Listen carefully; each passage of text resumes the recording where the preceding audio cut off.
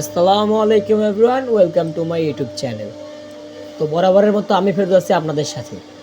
তো ফ্লোডিং টুলপাথ এমন একটা টুলপাথ, যে টুলপাথ বর্তমানে টুল ডিজাইনের ক্ষেত্রে অন্যতম একটা কার্যকরী জিনিস। তো যদি কোনো ডিজাইনার ফ্লোডিং টুলপাথ না জানে, তাহলে এখন বর্তমানে মার্কেটের যে অবস্থা, তাতে ফ্লোডিং টুলপাথ না জানলে বিষয়টা অনেক কষ্টকর। তো আজকে আমি দেখাবো যে জেডি পেইন্টে আপনারা কীভাবে ফ্লোডিং টুলপাথ করবেন এবং ফ্লোডিংটা একদম এ টু জেড পর্যন্ত কেমনে কি করবেন। তো সেই জন্য আমি একটা ফাইলে তুলে যাচ্ছি, যে এই ফাইলটাকে আমি ওপেন করে নিচ্ছি। এই ফাইলে যেমন আমি জাস্ট টুলটা করে রাখছি, এখানে আমার ফ্লোডিং জমিন কিছুই করা হয় নাই। তো সেহেতু আমাকে এখানে জমিনটা বের করতে হবে, ফ্লোডিং বের করতে হবে। তো আজকে আমি শুধুমাত্র ফ্লোডিং, এই যে ফ্লোডিং যেগুলো আছে আমার, সেই ফ্লোডিংগুলো বের করে দেখাবো। তো ফ্লোডিং বের করার জন্য সর্বপ্রথম আমাকে যা করতে হবে সেটা হচ্ছে ভেক্টরগুলোকে ডিভাইড করে নিতে হবে।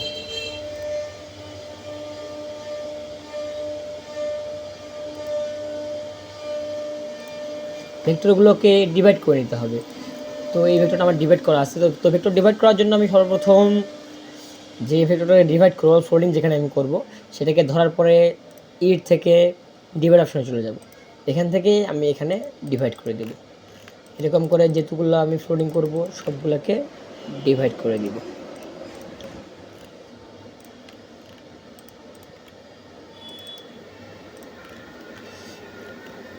যে কয়েকটা ফ্লোডিং আছে আমি সেই কয়েকটাকে ডিভাইড করে দেবো। যদিও বা এটার মধ্যে আমার বেশি ফ্লোডিং নাই, তবু যেই কয়েকটা আছে আমি সেই কয়েকটা দিয়ে দেখাবো, যাতে আমার ভিডিওটা শর্ট হয়, লং যাতে ভিডিওটা আমার না হয়। তো আমি যেগুলোকে ফ্লোডিং করবো সেগুলোকে গ্রুপ করে নিব, গ্রুপ। তো এখন ম্যাক্সিমাম যে প্রবলেমটা সেটা হচ্ছে আমার ফ্লোডিংয়ের ডিপটা কোন দিকে হবে। তো আমার ডিপটা যেহেতু টুল ডিপটা আমার এখান থেকে এখানে হবে, তো এখান থেকে আমার এখান থেকে আস্তে আস্তে বেসে যাবে। তো সেটা তো আমার সফটওয়্যার তো বুঝবে না। তো সফটওয়্যারকে আমার বোঝানোর জন্য আমাকে start point and in point দেখে দিতে হবে। তো স্টার্ট পয়েন্ট যেটা বড় চিহ্ন, এটাকে বলে স্টার্ট পয়েন্ট, অ্যান্ড যেটাকে ছোটো সেটাকে বলে ইন পয়েন্ট। তো স্টার্ট পয়েন্ট সবসময় ডিবের মধ্যে রাখতে হবে, ডিবের যে স্টার্ট পয়েন্ট আছে এখানে। তো এটার মধ্যে আমার পয়েন্টটা ঠিকই আছে, এটার মধ্যে আবার উল্টো আছে। তো এটাকে আমার চেঞ্জ করে দিতে হবে। এই যেটা বড় আছে সেটা এই যে এই পাশে আনতে হবে। এবার ঠিক আছে। তো এটা করার জন্য যেহেতু আমার পয়েন্টটা এই পাশে ছিল, তো এই পাশে নিয়ে যেতে হলে আমাকে করতে হবে যে আমি যে মাথার মধ্যে পয়েন্টটা নিয়ে যাব, সেই মাথার মধ্যে একটা ক্লিক করতে হবে। ক্লিক করার পরেই এরকম সাদা হবে। তো আমার কিবোর্ড থেকে টি প্রেস করতে হবে। কিবোর্ডের কিপ্যাড থেকে আমাকে টি অপশনটা প্রেস করার সাথে সাথে এটাকে চেঞ্জ হয়ে যাবে। তো এটা আমার ঠিক আছে, এখন এটাও ঠিক আছে। তো মাথায় রাখবেন যে এটাকে চেঞ্জ করার জন্য আমাকে এখানে ক্লিক করতে হবে, অ্যান্ড কিবোর্ডের মধ্যে টি প্রেস করতে হবে। টি প্রেস করলেই এটা আমার চেঞ্জ হয়ে যাবে। এখন আমার যে কয়েকটা ফ্লোডিং আছে সেগুলো ধরা হয়ে গেছে। তো এখন আমি এটাকে মিরর করে দিব, এগুলোকে আনসেলেক্ট করে নিচ্ছি। মিরর, কপি, ওকে, মিরর করে নিলাম। তো এখন আমার যে কটা ফ্লোডিং আছে সব কটাকে আমি একেবারে গ্রুপ করে নিচ্ছি। গ্রুপ, কালার চেঞ্জ করে দিলাম। তো ম্যাক্সিমাম ফ্লোডিংয়ে আমার এখন প্রবলেমটা হয় কি, সেটা হচ্ছে আমার ফ্লোডিংয়ের জায়গাটা অনেক বড় হওয়ার কারণে ফ্লোডিংটা আমার ঠিক মতো নিতে চায় না। তো ফ্লোডিং ঠিক মতো নিতে না চাওয়ার কারণ হচ্ছে আমার এরিয়াটা বড়, আর রেজুলেশন এত বড়োর মধ্যে নেয় না, তাই আমার ফ্লোডিংটা নেয় না। তো এটা আমার ফ্লোডিং নেওয়ার জন্য কী করতে হবে, এই ফ্লোডিংটাকে ধরে আমার বাইরে নিয়ে আসতে হবে। বাইরে নিয়ে আসার পর এটাকে আমার ছোটো করতে হবে। অ্যান্ড এখানে যে প্রবলেমটা হয় সেটা হচ্ছে, যদি আমরা এখান থেকে ছোটো করে দেই, তখন ফ্লোডিংটা আমার এই সাইজের মধ্যে ফ্লোডিংটা হবে। তো এই সাইজের মধ্যে ফ্লোডিংটা হওয়ার পর আমি যে আবার এখানে যে বসাবো, এখানে তো আমার সঠিকভাবে বা একুরেটভাবে মাসিং হবে না। তো সেটা আমার করার জন্য করতে হবে, সেটাকে আমাকে আন্ডু করে এই সাইজ করে এই যে বাইরের ভেক্টরটা আছে এটা বাইরে নিয়ে এলাম। বাইরের ভেক্টরটা নিয়ে এটাকে কপি করে ফ্লোডিংয়ের মধ্যে আনলাম। তো এখন আমাকে ফ্লোডিং সহ ধরে এটাকে আমার যতটুকু সাইজের মধ্যে করা দরকার আমি করে নিলাম। তো এখন আমার সাইজটা যা আছে তাতে আমার ফ্লোরিংটা আসবে ইনশাল্লাহ। তো এখন ফ্লোরিং করার জন্য আমি আরেকবার চেক করে নিচ্ছি যে আমার সমস্ত পয়েন্ট ঠিক আছে কি না। হ্যাঁ, আলহামদুলিল্লাহ আমার সমস্ত পয়েন্ট ঠিক আছে। তো এখন আমি ফ্লোরিং করার জন্য এটাকে চলে যাব 3D টুলপাতে। 3D টুলপাতে চলে গেলাম। তো 3D টুলপাতে যাওয়ার পরে আমার ইন্টারফেসটা এরকম আসবে। তো এখন আমি ফ্লোরিংগুলোকে ধরবো, ধরার পরে চলে যাব উপরে মডেলে, মডেল থেকে মডেল 1। এখান থেকে আবার একটা উইন্ডো চালু হবে আমার এখানে, যেখানে এখানে আমার যা মাপ আছে মাপ তো আমার সেমই থাকবে। শুধুমাত্র চেঞ্জ করতে হবে এক্স ওয়াই স্টেপ যেটা আছে, এই এক্স ওয়াই স্টেপটা 0.1 আছে, এখানে শুধুমাত্র আমার 0.5 বসাই দিব, তারপরে ওকেতে প্রেস করে দিব। ওকেতে প্রেস করার পরে পেছনে আমার 3D একটা চলে আসবে। তো এখন আমার ফ্লোরিংটা করার জন্য করতে হবে যে স্কার্ফ থেকে একদম সবার নিচেরটা এটাতে চলে যেতে হবে। এটাতে যাওয়ার পরে আমার এখন এখানে ডিপটা ম্যাচিং করতে হবে। এখন সেটা হচ্ছে আমরা যেমন আর্ট ক্যামে ফ্লোটিং করি, আমার যে যত মনে খুশি তত আমরা ডিপ দিতে পারি। তো এখানেও যাওয়া যতটা খুশি ততটা ডিপ দেওয়া যায়। তো আমি আজকে একটা নির্দিষ্ট ডিপে দেখাবো। তো যদি যত ডিপ ততভাবে আপনারা চান তাহলে কমেন্ট করতে পারেন। তো আজকে আমি দেখাবো যে আপনারা একটা নির্দিষ্ট ডিপ কী করে ফ্লোরিংয়ের মধ্যে করবেন। তো সেই জন্য আমাকে এই যে কয়েকটা কোড আছে, কোড কয়েকটাকে ম্যাচিং করতে হবে। তো কোড কয়েকটা আমি মেলালে সেই কোড অনুযায়ী ডিপ দেবে, সেই ডিপটা হয়ে যাবে। তো এখানে আমার কোড দিচ্ছি আমি 3, এখানেও 3, এখানে এই যে, অ্যান্ড এখানে যে ব্যাস ডিটা আছে এখানে 0.1 এটাই থাকলো। অ্যান্ড এদিকে আমার কোডগুলো বসানো হয়ে গেছে। তো আমি এখন ক্রিয়েট এনসি পাথ এটাতে ক্লিক করে দেবো। অ্যান্ড এখানে যে বিগ মেটাল আছে এখানে বিগের স্মল টাইল করে দেবো। তো আমার ফ্লোরিংয়ের চ্যাপ্টারের কাজ শেষ।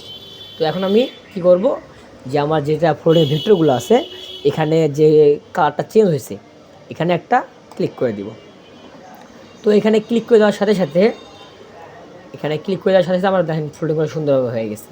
যেখানে ডিপ হয়েছে এখানে আপ হয়েছে, এখানে ডিপ হয়েছে এখানে আপ হয়েছে। তো ব্যাকগ্রাউন্ড ভালোভাবে দেখা যাচ্ছে না, তো ব্যাকগ্রাউন্ড কালারটা আমি চেঞ্জ করে নেই, এখানে হোয়াইট করে দেই। আচ্ছা, ফ্লোরিংগুলো করার পরে আমি 2D ভিউ চলে যাচ্ছি। তো 2D ভিউ যাওয়ার পরে এখন আমার যে উপরে যে কালারটা চেঞ্জ হয়েছে, নিচে আমার ভেক্টরটার কালার চেঞ্জ, উপরে ফ্লোরিংয়ের কালার চেঞ্জ। তো যেহেতু এটা ক্যান্সেল করে দিলাম। তো যেহেতু আমার 2Dগুলো গ্রুপ করা আছে সেহেতু ফ্লোরিংগুলো আমার সবগুলো আনগ্রুপ অবস্থায় আছে, যে আমার ভেক্টর গ্রুপ অবস্থায় আছে। তো এগুলোকে ধরার জন্য আমার কী করতে হবে, যে অর্ধেকটা ধরে তারপর কিবোর্ড থেকে শিফট প্রেস করে বাকিটাকে ধরে নিয়ে ট্রান্সফর্ম, এই ট্রান্সফর্ম থেকে এই যে গ্রুপ অপশন, আমি যেমন 2D ভেক্টর গ্রুপ করার জন্য আমি এখানে দুটো অপশন পাই, গ্রুপ আনগ্রুপ। এখানে গ্রুপ, এটা আনগ্রুপ, এটা গ্রুপ, এটা আনগ্রুপ, এই অপশন পাই। কিন্তু আমার আরআইডি মানে ফ্লোরিং টুল গ্রুপ করার জন্য এই অপশন কোনো কাজে দেবে না। তো এটাকে করার জন্য আমার ফুলটাকে ধরে ট্রান্সফর্ম থেকে আমার সবসময় গ্রুপ অপশনে যেতে হবে। এখান থেকে আমি গ্রুপ করে রাখতে পারি। এই গ্রুপ করে রাখার কারণ হচ্ছে আমরা জানি যে টুলপারটা আমরা আগে করি সবসময় আমাদের সেই টুলপারটাই আগে কাটে মেশিনে। তো যদি আমরা ফ্লোরিং টুলপারটা আগে করে রাখি তার মানে আমি যদি মেশিনে কার্ভ করে চালাই দিই তাহলে আমার ফ্লোরিংটাই আগে কাটবে, তারপর টুলটা কাটবে, যার ফলে আমাদের একটু সাইজের কম বেশি আমরা বুঝতে পারবো না যে আমাদের মেশিনে কোথাও প্রবলেম হয়েছে কি না বা অন্য কোথাও কিছু হয়েছে কি না। তো সেহেতু আমরা সর্বপ্রথম করবো কি, যে আমার 2D ডিজাইনটুকু আগে কাটবে, সবার লাস্টে গিয়ে ফ্লোরিংটা কাটবে। সেহেতু এগুলোকে আমি গ্রুপ করে রাখলাম। গ্রুপ করে রাখার কারণে আমার এটা আর কখনও কার্যকরী হবে না যেটা আমি আগে করছি। আর আমরা এমনটাও করতে পারি যে আগে কার্ভ করে তারপর ফ্লোরিংটা বের করে নিয়ে ওখানে দিয়ে দিলাম।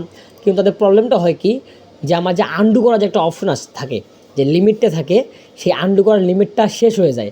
আমি কার্ভ করার পরে ফ্লোরিংটা বের করতে গেলে ফ্লোরিংয়ে যতগুলো কাজ করা লাগে তাতে আমার আন্ডু করার অপশনটা শেষ হয়ে যায়। অ্যান্ড আমার শেষমেশ এটাকে কার্ভ থেকে আন্ডু করা হয় না। আর কার্ভ থেকে আন্ডু না হলে আমার ফাইলটা পরবর্তীতে আমি রিসার্চ করে অন্য জায়গায় চালাতে গেলে প্রবলেম দেখা দেয় অ্যান্ড ফাইলটা আমার ঠিক থাকে না। সেই জন্যই আমরা ফ্লোরিংটা আগে বের করে গ্রুপ করে রেখে দিই। তো এখন আমি সাইজ ম্যাচিং করার জন্য এই ফুলটাকে ধরে এই যে সেম সাইজে চলে গিয়ে এখন আমার যে বাউন্ডারিটা আছে এখানে ক্লিক করে সেম সাইজ করে দিলাম, ওকে প্রেস করে দিলাম। এখন এখান থেকে অ্যালাইনমেন্ট থেকে এটার ভেতরে নিয়ে নিলাম। তো নেওয়ার সাথে সাথে আমার ফ্লোরিং সহ পুরো ভেক্টর ঠিকভাবে চলে আসলো। তো এখন আমার এটাতে যে ডিপটা আসছে সেই ডিপটা আমি কেমন বুঝবো যে আমার ফ্লোডিংয়ের ডিপটা কত আসছে? তো ফ্লোডিংয়ের যে ডিপটা আছে সেটা তো টুডির মধ্যে ডিপ দেওয়ার লাগবে। যদি আমি সেই টুডির মধ্যে ডিপটা না দেই তাহলে আমার ফ্লোটিং অ্যান্ড টুডির ডিপ ম্যাচিং হবে না, এখানে আপ ডাউন হয়ে থাকবে, জিনিসটা ফিনিশিংটা সুন্দর হবে না, কাজটা একুরেট হবে না। তো সেটা দেখার জন্য আমি আমার 3D ভিডিও চলে যাব। 3D ভিডিও যাওয়ার পরে এখানে যে সব থেকে যেখানে গেছিলাম ওটার মধ্যে চলে যাব, যাওয়ার জন্য ফিল্টার ধরতে হবে আমাকে। সর্বপ্রথম মডেল থেকে মডেল 1 যাই থাকুক, সাইজটাকে ছোটো করে নিতে হবে। মডেল থেকে মডেল 1 এখানে 0.5। তো এই যে এখান থেকে আমার যেখানে চলে গেছিলাম এখানে আমার ডিপটা দেখাচ্ছে হচ্ছে এই যে এখানে যে আমি পয়েন্টগুলো যেগুলো দিছি সেখানে আমার ডিপটা যেটা আছে 9.15। তো আমি যে কোডগুলো ইউজ করি এই কোডগুলো ইউজ করলে আমার সব সময় ডিপ আসবে 9.15। তো আমি যদি কার্ভের মধ্যে আমার ডিপটা যদি আমি 9.15 দিয়ে কার্ভ করি তাহলে আমার এই জায়গার যে ডিপটা আসবে অ্যান্ড ফ্লোডিংয়ের যে ডিপটা হবে এটাকে সেম হবে। তো আমরা এভাবে 2D আইডি ফ্লোডিংটা করতে পারি। তো আশা করি সবাই বুঝতে পারছেন। তো ভিডিওটা ভালো লাগে থাকলে চ্যানেলটাকে সাবস্ক্রাইব করবেন, লাইক কমেন্ট শেয়ার করে পাশে থাকবেন।